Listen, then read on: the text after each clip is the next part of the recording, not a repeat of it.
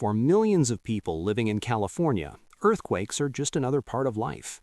The ground shakes, glasses rattle, alarms go off, and after a few seconds, everything goes back to normal. People laugh it off, post videos online, and continue with their day.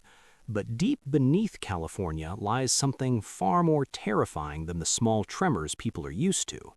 Hidden underground is a fracture in the Earth's crust that stretches nearly 800 miles across the state, quietly storing unimaginable energy. This fracture is known as the San Andreas Fault.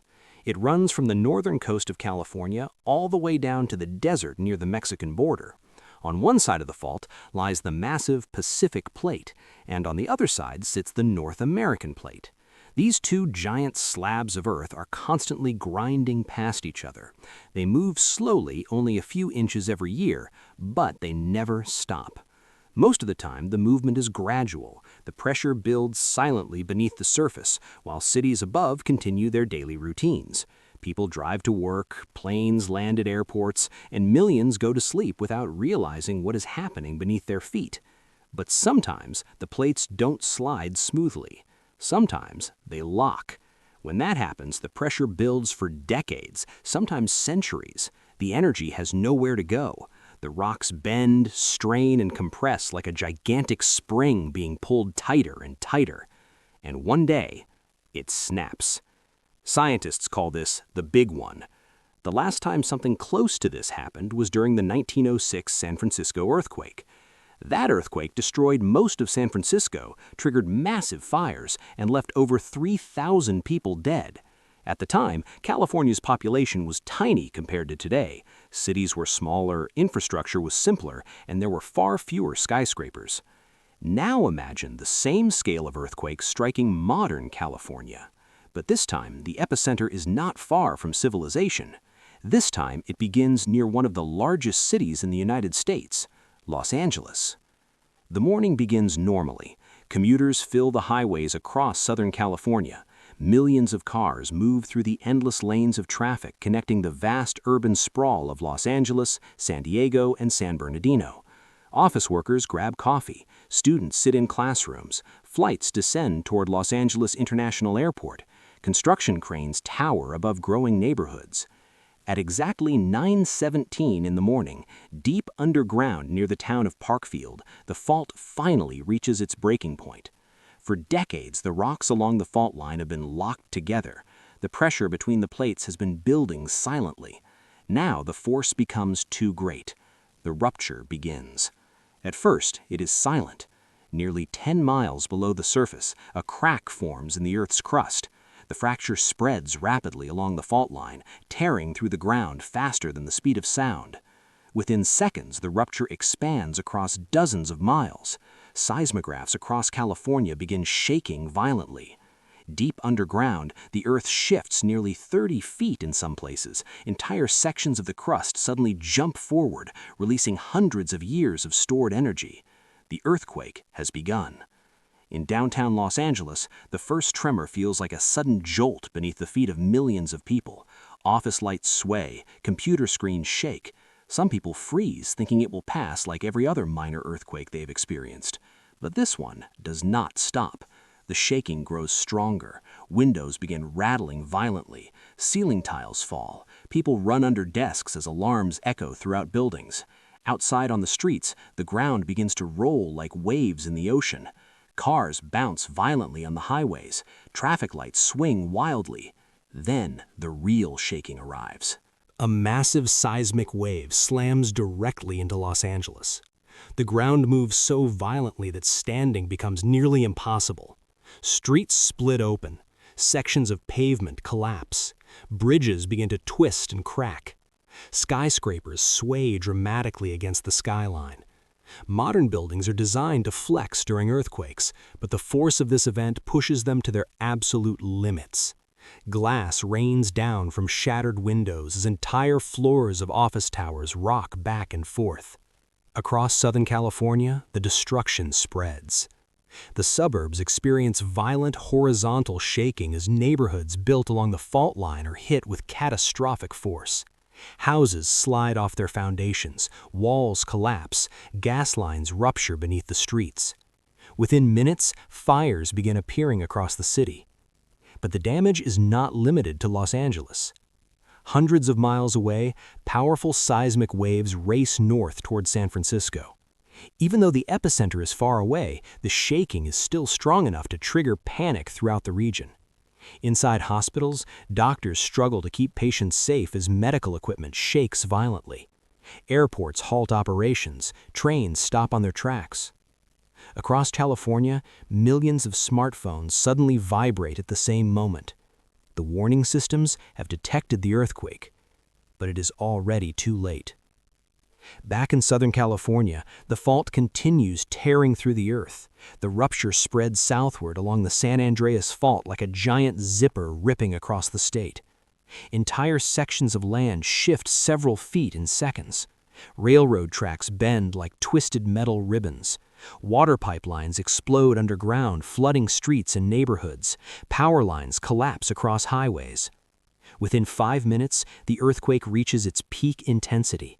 The magnitude now measures above 8 on the seismic scale, placing it among the most powerful earthquakes ever recorded in North America. And the shaking still hasn't stopped. In parts of California, the ground liquefies as water-saturated soil turns into a moving slurry beneath buildings. Entire blocks of homes begin sinking and tilting. Freeways, once the arteries of California's massive economy, become deadly obstacles. Overpasses collapse, long sections of elevated highway crumble. Thousands of drivers are trapped. Meanwhile, emergency services struggle to respond. Fire stations are damaged, communication networks fail. The overwhelming scale of destruction makes it nearly impossible to coordinate rescue efforts. But the worst part is only beginning, because earthquakes do not come alone. Aftershocks follow, sometimes hundreds of them. Some nearly as powerful as the original quake. As the main rupture finally slows, California experiences a terrifying moment of silence. Dust clouds fill the sky above shattered buildings. Sirens echo through the streets. Millions of people stand outside in shock, staring at the destruction around them. But beneath the surface, the earth is still adjusting. The fault has released centuries of pressure in just a few minutes, and the planet is not finished moving yet. For a few terrifying minutes after the shaking finally stops, California enters a strange and unsettling silence. The violent motion of the earth fades away, but the devastation left behind is overwhelming. Across Southern California, enormous clouds of dust rise from collapsed buildings. Streets that were once packed with traffic are now filled with abandoned vehicles, broken concrete, and frightened people trying to understand what just happened. Millions of residents stand outside their homes and workplaces, staring at a landscape that has changed in minutes. The earthquake that just struck along the San Andreas Fault has unleashed one of the most destructive natural disasters in modern American history. But the true scale of the catastrophe has not yet fully revealed itself. Because earthquakes rarely end with the first rupture. They are followed by aftershocks, and these aftershocks can last for weeks, months, or even years. Only minutes after the main quake, the first massive aftershock hits Southern California. The ground begins shaking again, sending waves of panic through the already damaged cities. Buildings that barely survived the first earthquake now begin collapsing. Cracked bridges finally give way. Emergency crews rushing toward damaged neighborhoods are suddenly forced to stop as the ground beneath them starts moving again. Inside hospitals across Los Angeles, doctors and nurses struggle to keep patients safe as medical equipment rattles violently. Backup generators flicker on and off. Hallways fill with injured people arriving faster than the hospitals can treat them. Across the city, thousands of gas lines have ruptured beneath the streets. Fires begin spreading. At first, they appear as isolated flames rising from damaged buildings, but soon entire blocks catch fire. Firefighters try desperately to respond, but water pressure across the city is failing. Major pipelines have cracked during the earthquake, cutting off water supplies to fire hydrants in many neighborhoods. Within hours, large sections of Los Angeles are burning. This terrifying scenario was not new to California's history. After the 1906 San Francisco earthquake, fires destroyed far more of the city than the shaking itself. Now, more than a century later, the same danger is unfolding again. Meanwhile, highways across Southern California had become impassable. Sections of interstate roads have collapsed entirely. Major transportation corridors connecting San Diego, Los Angeles, and inland cities are cut off by landslides and broken bridges. Millions of people are stranded. The airports are no better. Runways at Los Angeles International Airport have suffered structural damage. Cracks spread across the tarmac, forcing all flights to halt. Aircraft that were preparing to land are diverted hundreds of miles away. The skies above Southern California suddenly become empty as air traffic control shuts down operations. For the first time in decades, one of the busiest airports in the world has gone silent. But the disaster does not stop with transportation. California's power grid begins collapsing. Large electrical transmission lines that carry energy across the state have been damaged by the earthquake. Massive towers that once held high-voltage cables now lie twisted across hillsides. Power plants shut down automatically to prevent catastrophic damage. Within hours, millions of homes lose electricity. Entire cities fall into darkness as night approaches. Communication networks also begin failing. Cell towers damaged by the quake stop transmitting signals. Internet cables buried underground have snapped. Emergency call centers are overwhelmed by millions of desperate calls for help. For many residents, the outside world suddenly disappears. But the consequences of this earthquake are not limited to California. They quickly begin spreading across the entire United States. California is not just a state, it is one of the largest economic engines on Earth. If California were its own country, its economy would rank among the biggest in the world. Silicon Valley, the global center of technology innovation, lies within the region affected by the quake. Data centers, tech headquarters, and research facilities face widespread disruption. Companies that power the digital infrastructure of the modern world suddenly struggle to maintain operations. Meanwhile, the entertainment industry in Hollywood faces its own crisis. Film studios, production lots, and broadcast centers suffer heavy damage. Television networks lose power. Satellite communication hubs struggle to remain operational. News spreads across the planet within minutes. The world is watching California collapse in real time. Financial markets respond immediately. The shockwaves of the earthquake travel far beyond the physical destruction. Investors panic as the scale of the disaster becomes clear. Stock markets across the United States begin falling sharply as fears grow about the long-term impact on the national economy. Ports along California coast are also affected. Major shipping hubs like Port of Los Angeles and Port of Long Beach have sustained structural damage to docks and cranes. These ports handle enormous amounts of global trade, importing goods from Asia that supplies stores across America. With these ports shut down, supply chains begin breaking apart. Cargo ships are forced to wait offshore. Containers filled with electronics, food, and industrial equipment cannot be unloaded. Within days, shortages of certain products begin to appear in stores across the country. Meanwhile, geologists and emergency officials are monitoring the fault line closely. The earthquake has released enormous pressure along the San Andreas Fault, but the system itself stretches for hundreds of miles. Scientists know that a rupture in one section of the fault can sometimes trigger movement in another. The terrifying question now being asked in laboratories and emergency command centers is simple. Could another massive earthquake follow? Aftershocks continue shaking California through the night. Some are small, others are powerful enough to cause additional destruction.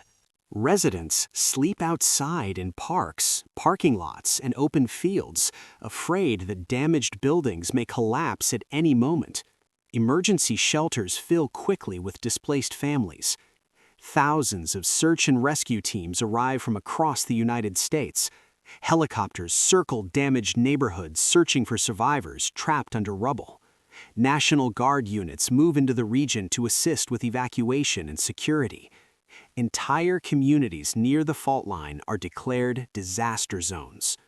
But as dawn breaks the next morning, the full scale of the devastation finally becomes visible. Satellite images reveal long scars stretching across the California landscape where the ground has literally torn apart. In some places, the Earth has shifted several meters, permanently changing the geography of the region. Roads no longer line up. Pipelines have split apart. Entire neighborhoods sit on different sides of a newly shifted fault line. The damage will take years to repair, possibly decades. Experts begin estimating the financial cost of the disaster. The numbers are almost unimaginable. The total damage could reach hundreds of billions of dollars, making it the most expensive natural disaster in American history. Insurance companies face overwhelming claims. Federal emergency agencies begin preparing massive recovery programs. The United States government declares a national emergency. But even in the middle of such devastation, California has something powerful on its side: preparation. For decades, scientists, engineers, and emergency planners have studied the risk posed by the San Andreas Fault. Buildings in many parts of the state were designed specifically to survive large earthquakes. Early warning systems gave some residents precious seconds to react before the strongest shaking arrived. Those preparations saved countless lives. Still, the rebuilding process will be enormous. Cities must repair infrastructure. Homes must be reconstructed. Transportation networks must be rebuilt. But perhaps the most important lesson of this disaster will not come from the destruction itself. It will come from the reminder that the ground beneath our feet is never truly still. The Earth is constantly moving, slowly reshaping continents over millions of years. Humans build cities, roads, and civilizations on the surface, often forgetting that we are living on a restless planet.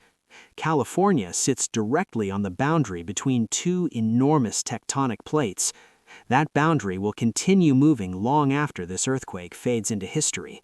One day, the pressure will build again, and somewhere deep beneath the surface, the fault will begin storing energy once more. The next rupture may come decades from now, or centuries, but one thing is certain: the San Andreas Fault has not finished writing its story, and when the Earth moves again, the world will be reminded just how powerful our planet really is.